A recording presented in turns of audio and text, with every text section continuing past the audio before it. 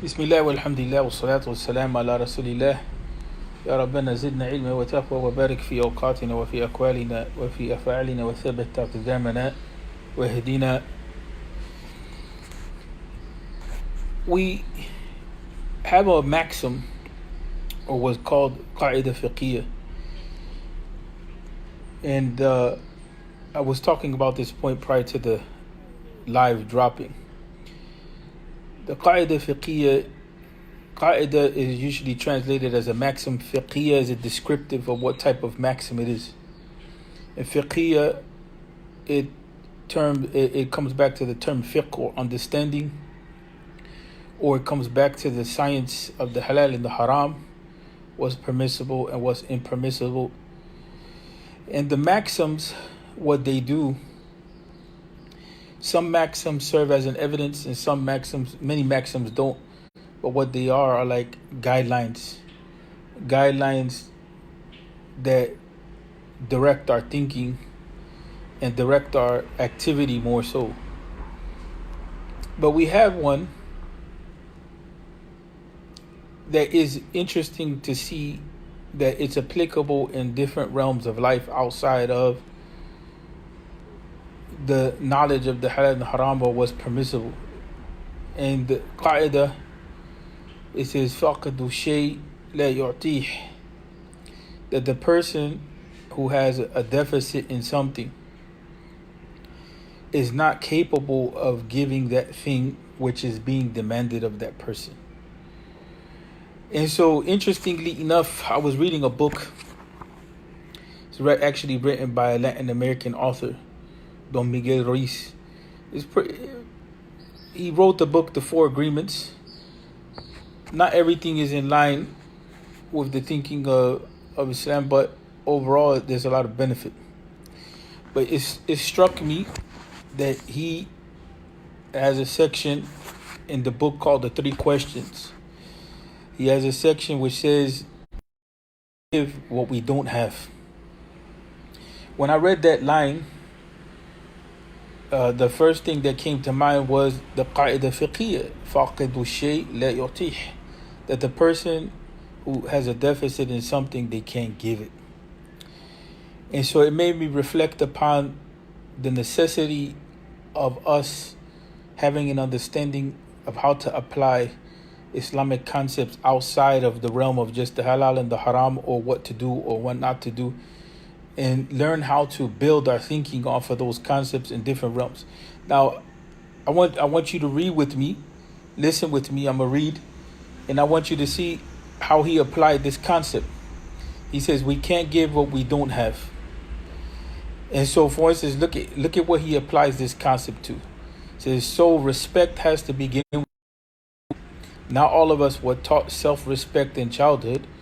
We may not have been encouraged to respect our bodies and the bodies of other human beings. As adults, we can now assess how kind we are to ourselves, how fair we are, how severe is our justice system with ourselves, of course, he's saying. Particularly when it comes to our own behavior. Can we forgive ourselves? Do we even know how? Just as forgiveness is essential to bring healing to a country, it is also essential to a healthy mind. Throughout human history, the practice of forgiveness has turned mortal enemies into compassionate allies. This happens in our own lives. Assalamu alaikum, Shaikh Bilad. Assalamu alaikum from across the waters. He says, throughout human history, the practice of forgiveness has turned mortal enemies into compassionate allies. This happens in our own lives as well. Forgiveness puts old grievances to rest. We often resist the impulse to forgive because we think it absolves bad people from a just punishment. Guilt or innocence is not the point. Forgiveness releases us from the need to hate. He's talking about himself. He's talking about ourselves. And that's what I found interesting, how we have this qaida fiqhiyya, or this maxim, فَقْدُ الشَّيْء لَا يُعْطِيهِ. And the maxim, if you see how he applied it to the self. And that's very true. If we don't have certain things developed within ourselves, it becomes not possible to grow in certain areas.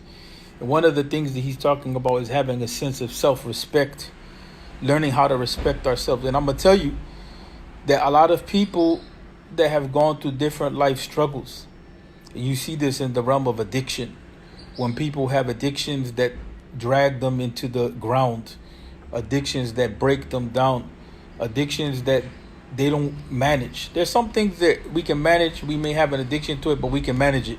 That's a different conversation. But I'm talking about those types of addictions which lead to a complete breakdown of the self, where your moral system goes out the door, where your sense of right or wrong goes out the door, where your sense of self-respect goes out the door, right? And that can happen on a lot of different notes. People can become even addicted to religion, where their religious orientation prevents them from being functional in the world. People can become addicted to pleasure, where that pleasure, it becomes like a god or an object of worship, in the sense that there's no balance. So I'm saying that to say that at those points, we begin to lose self-respect. We begin to lose our ability to even deal with ourselves. But there's also another thing that he's talking about, the issue of learning how to be fair with ourselves. And sometimes some of us are extremely hard on ourselves, or sometimes some of us are hard on others and loose on ourselves, or forgiving for ourselves, but very hard on others. But the most important thing or part of this reflection, I believe, is in this concept: we can't give what we don't have. And so then he talks about so respect has to begin with ourselves. And then he goes into the whole concept: not all of us were taught self-respect. And that's the issue in dealing with other people. If we're not cool with ourselves, then we begin to have an issue when it comes to dealing with other people. And that's why you have the prophetic hadith that the Prophet Muhammad ﷺ had educated his companions in. لا يؤمن أحدكم حتى يحب لأخيه ما يحب لنفسه. And that hadith has a number of different dimensions, that none of you believes or has iman until you love for your brother what you love for yourself. And we mentioned this hadith a lot. And that hadith at face value, or literally, it means that you have no iman unless you love what your brother what you love for yourself. But the real meaning of the hadith is that your iman or your belief is not complete until you're capable of loving for others what you love for yourself. So the point here becomes that, okay, and I mentioned this before, but I think in this context it's appropriate. I mentioned it in other places. That here, how can you love for others if you don't even know how to love for yourself? Right? And so that comes back to the point: we can't give what we don't have. And I think that this is the fundamental problem with religious development. And we have to separate between deen and people's own concept of religion. Right? We have to separate between the two. The two are not equivalent, and people confuse those things. Or what passes off as religion is not always deen. It's not always the way of the prophets. And so it's important to separate between the two, because a lot of times the conceptions or the ideas that we have about life or about religion in general may not be necessarily healthy. And that's why we said earlier on that a person can have a fanaticism for religiosity but then be dysfunctional in the world. Or a person can claim to love the unseen and the holy and the pure, but then when it comes to dealing with human beings, the person is animalistic, barbaric, right? And that is necessary to critique if we're going to safeguard the way of the prophets. It's necessary to critique certain forms of religiosity, right? Because those forms of religiosity are not equivalent to deen. All the prophets came to reform what was misunderstanding in the deen, or misunderstanding of the deen is better said. All the prophets came to reform people's conception of religiosity. And we find within the Prophet Muhammad ﷺ, one of the things that he reformed was this idea of disengaging the world and disengaging, dealing with human beings, especially when necessary. And the Prophet Muhammad sallallahu alaihi wasallam, he had time that he had to himself to renew, but he taught us to engage the world and engage people. And that was something that within Christianity, remember that Christianity went through a phase where it became monastic, where the perfection or the spiritual life was sought by going into the desert. And that created a series of problems when it came to the issue of justice, and when it came to the issue of balance, and so on and so forth. And so, for instance, when we look at the issue of we can't give what we don't have, so that, how can we talk about family or talk about social justice or economic justice or a number of other things if it is that our conception of life doesn't include that, right? It doesn't include that. But here, most of all, and I want to end on this note, forget about for the second other people. Here, put the focus on ourselves. We can't give what we don't have.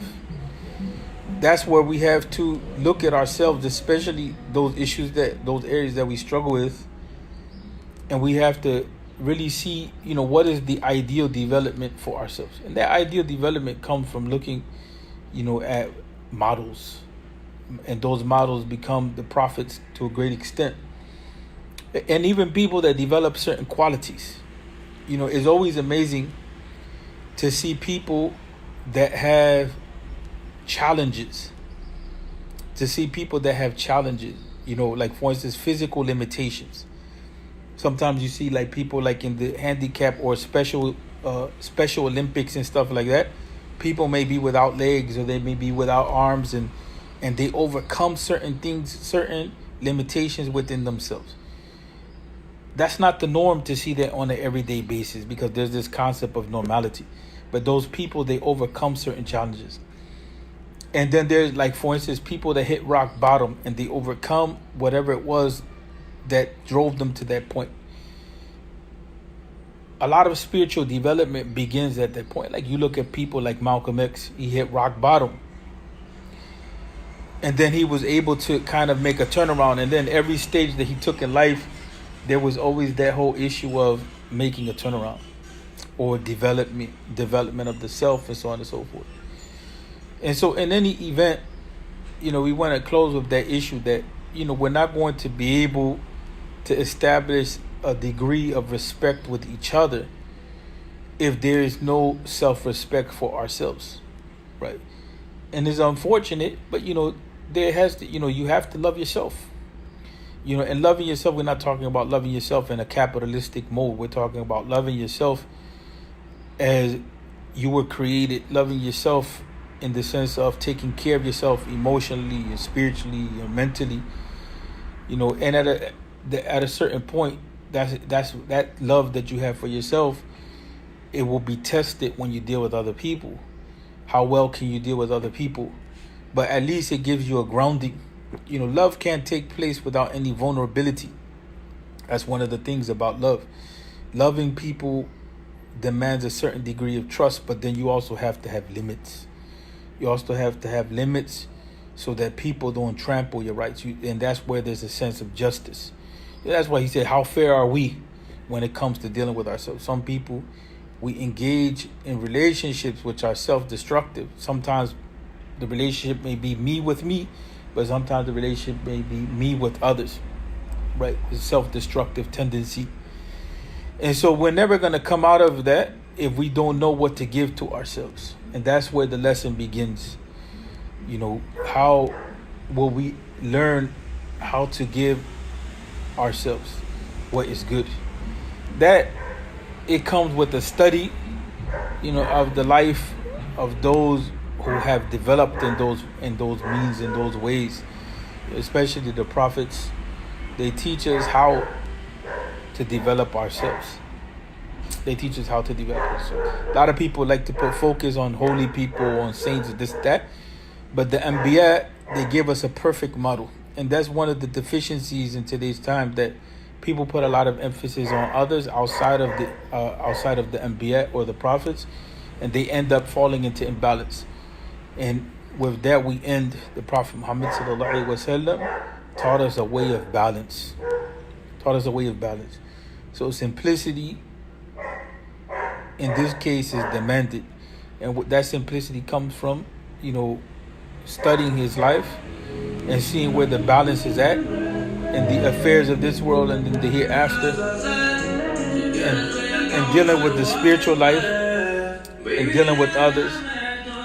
So we end on that note. Assalamu alaikum.